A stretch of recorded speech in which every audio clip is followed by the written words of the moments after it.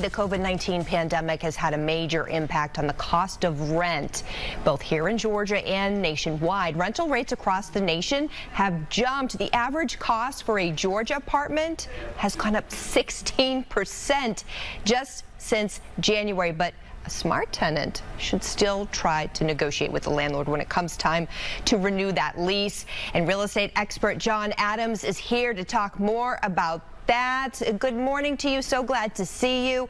Let's dig into this, John, because rent, yes, it's gone up, and in any negotiation, right, the tenant is always at a disadvantage. Why is that? Well, they are, because in most states, Caitlin, we're going to see that there are no limits on how much the rent can be raised. The landlord is free to set the rent as the landlord chooses, just as the tenant is free to live wherever he decides to live, and he can move if he wants to.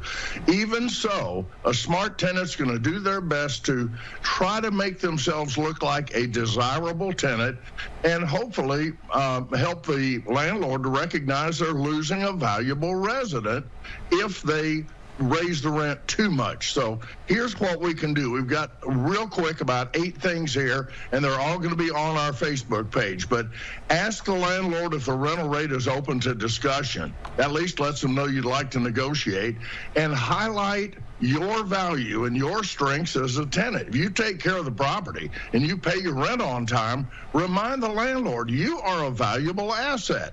Ask about a longer-term lease. Landlords prefer a lease of 24 or even 36 months if you can do that. So use that to your advantage. Also, offer to end your lease in May or June. Those are the prime activity months for rental activity, especially in the Atlanta area. And rental activity actually doubles in that part of the year. So that's when the landlord would like to see all their leases come due. Also, know what the competition is. You don't want to demand the landlord not raise the rent when you couldn't possibly replace what you have. Things have gone up. I mean, we see that at the pump and at the grocery store every day. It's no different in real estate. And then be open to compromise.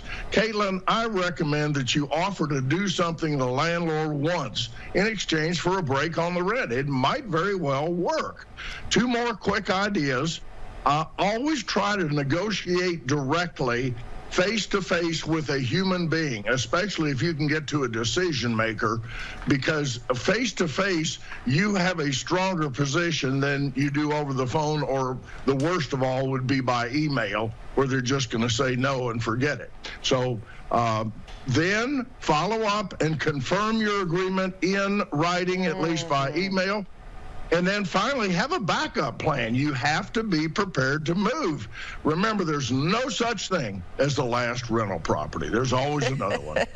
Well, listen, let's circle back to, you said be willing to compromise. Is that like me offering to do my own lawn work in exchange for staying, things like that? Absolutely. If you live in an apartment complex, maybe you would agree to go around on Saturday and pick up any trash or from the weekend. You know, these are things that the landlord has to pay for, and if you're willing to do them consistently and in a a professional manner, they might as well keep you as a good tenant instead of having to pay somebody else that may not be reliable to come in and do it. So sure, open to compromise. What's our bottom line there, John?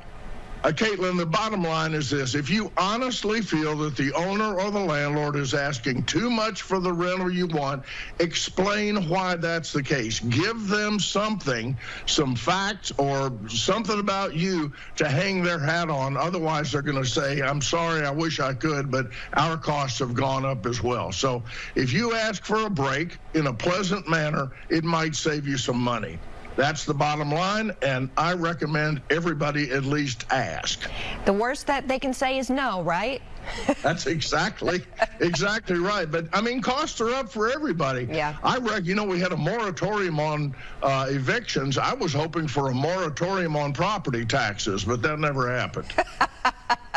Oh, boy. John, thank you so much. So great to see you. Happy New Year. Happy New Year to everybody. I'm excited. And John Adams hosts the Real Estate Coffee Break every Saturday at 11 a.m. on Real Estate Coffee Break.com. You'll find free special reports on buying a home and selling a home, and he's going to be taking your questions today on social media too.